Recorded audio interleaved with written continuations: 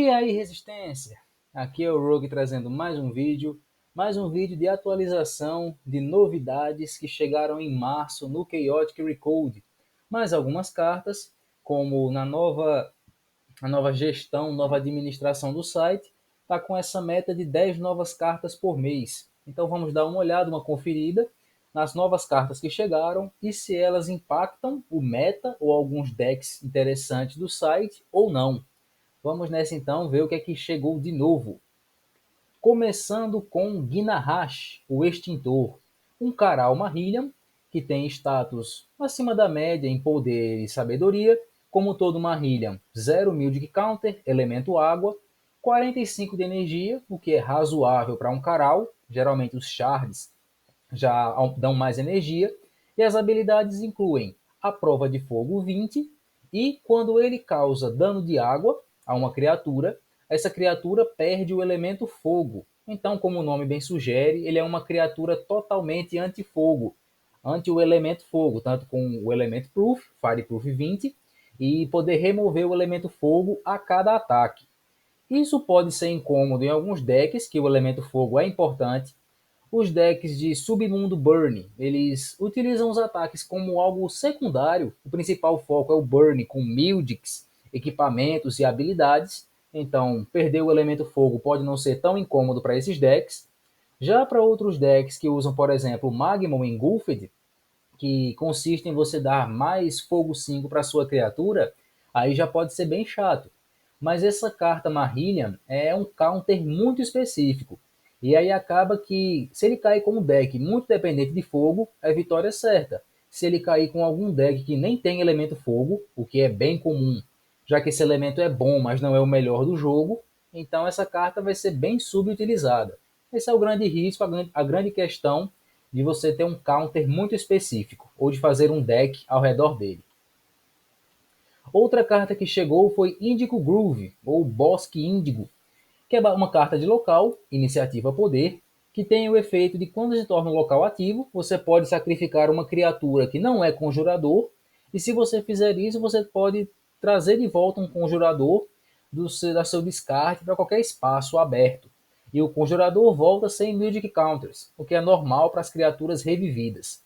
Basicamente, esse local é um castelo Mulmark, só que bem específico. Você deve sacrificar uma criatura não conjuradora para trazer de volta um conjurador. Como nos decks de Conjurador e Feras da Guerra, esses são os únicos tipos existentes, a carta serve para você trazer uma Fera da Guerra, e, no caso, sacrificar uma Fera da Guerra e trazer um Conjurador de volta, o que na grande esmagadora maioria dos casos não compensa. Se o efeito da carta fosse o contrário, sacrificar um Conjurador para trazer de volta uma Fera da Guerra, aí poderia ser uma carta mais útil. Fora que Castelo Mulmark tem a mesma coisa, só que bem mais versátil. Enfim, mais uma carta que chegou, mais um suporte então para conjuradores e decks de Warbeast, mas eu duvido muito que essa carta veja jogo. Iparo, o aliado metálico, uma carta bem da nostalgia, porque essa é a forma do Iparo, quando a Uni foi derrotado, junto com o Mexor, protetor de Perim, e o Kaor, feroz. Uma criatura herói do outro mundo, status e energias cravados no 50, nenhum elemento e um Magic Counter.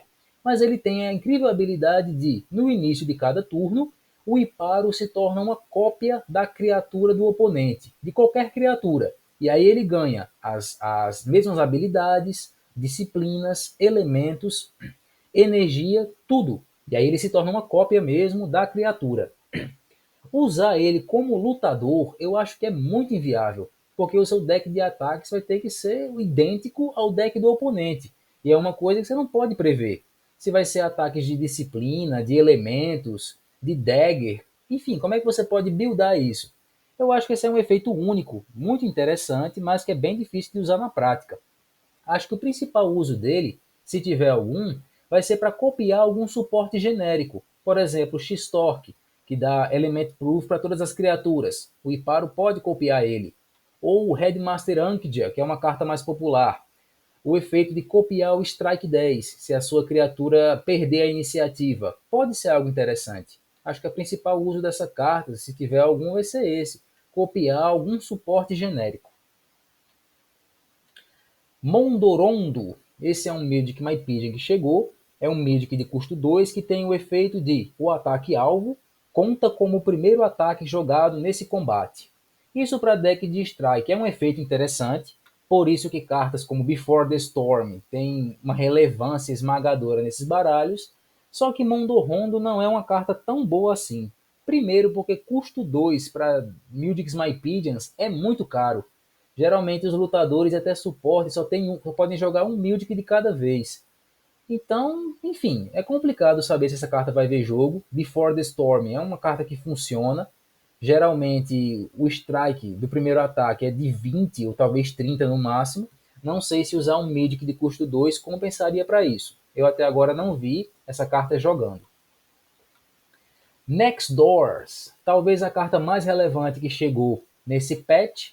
Uma carta de custo 0, elemento ar, dano 0 e tem o efeito de se sua criatura tem ar, você pode olhar as duas cartas do topo do seu deck, colocar uma no topo e a outra no fundo. E assim, as cartas de custo 0 são as mais importantes do jogo, as mais relevantes, então qualquer carta nova que chegar com algum efeito decente é bem-vindo. E Next Doors é bem isso. Essa carta pode ver jogo em decks de Strike, já que os principais Mypedians de Strike têm elemento ar, então já é uma mão na roda para buscar um Next Doors, no caso um Before the Storm, já é útil. Também pode ser usado em decks de Elementalista, que tem os 4 elementos, e aí já pode usar para buscar uma carta mais forte, como o Apocalipse, e também pode ser usado em decks de Submundo, já que alguns lutadores também têm elemento ar, como Ataque Non, Rotar e até o Blades. Então você já pode buscar um Magma Might, ou alguma carta muito forte que você colocou no seu deck. Então acho que essa é a carta mais relevante, que mais tem ganhado um certo espaço em alguns decks. Haran Tainted. Esse é um Minion Scout do submundo. O poder e a velocidade dele são interessantes, a energia e os elementos nem tanto. A habilidade regular dela é um Swift 3 simples, e a habilidade Brainwashed é até que interessante, porque se a sua criatura for atacada por uma criatura com range, ele pode interceptar como se tivesse Defender. Então esse é um efeito pseudo Defender, que tem alcance para todas as criaturas do seu deck, mesmo que ele não esteja adjacente, só que a criatura que atacou tem que ter range, então nem sempre isso acontece, nem sempre isso vai ser possível. É uma criatura diferente, não consigo ver ela em jogo em alguns decks, até porque decks com minions usando o efeito Brainwashed não são lá tão comuns. Geralmente quando tem é melhor usar um Caral equipado como Shard, que já dá um Defender mais interessante.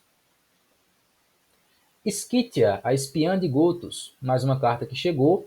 A energia dela é muito baixa para ela ser uma lutadora, mas até que tem alguns status bons, 2 elementos e 2 contadores. E o efeito dela diz: você faz o seu oponente revelar uma carta de ataque, no caso revela a sua mão, e você pode causar 5 de dano para a criatura engajada para cada tipo elementar que esses ataques tiverem. Então, por exemplo, você faz o oponente revelar a mão, e se ele tem um ataque com 4 elementos, você pode causar 20 de dano na criatura engajada. Se ele tem algum ataque com 2 elementos, causaria 10. Se a mão dele não tem ataque com nenhum elemento, causa 0. Então esse é um burn estranho. Pode causar até 20, só que somente em decks de elementarista. E olhe lá, que usam 3 ou 4 elementos. Então, enfim, é uma carta diferente, um efeito meio estranho, fazer o oponente revelar a mão de ataques. Talvez só em fazer ele revelar a mão já seja vantajoso, e o que vier de burn é lucro, mas enfim, não vejo ela ter tanto espaço no meta não. Shard of Solitude, a Lasca da Solitude. Esse é mais uma Shard, acredito que é a última Shard que faltava ser adicionada no Recode. Ele faz com que a criatura equipada ganhe 5 de energia, e se for um Caral, qualquer criatura que não esteja engajada não pode jogar Mythics ou habilidades. Todas as cartas que têm poder de travar o jogo, essa pode ser a mais fraca, e isso é bom porque ela nunca vai ser banida. Então eu acho que essa carta, eu tenho vontade de usar ela em algum deck. Para isso eu vou esperar mais suportes de Caral chegarem, que já vai deixar essa estratégia mais viável. Mas eu acho ela interessante sim. E a última da coleção foi o Braço de Vapor Biônico do Umar, que tem o efeito de a criatura equipada causa 5 de dano extra de ataque, isso para qualquer tipo de ataque, o que é interessante.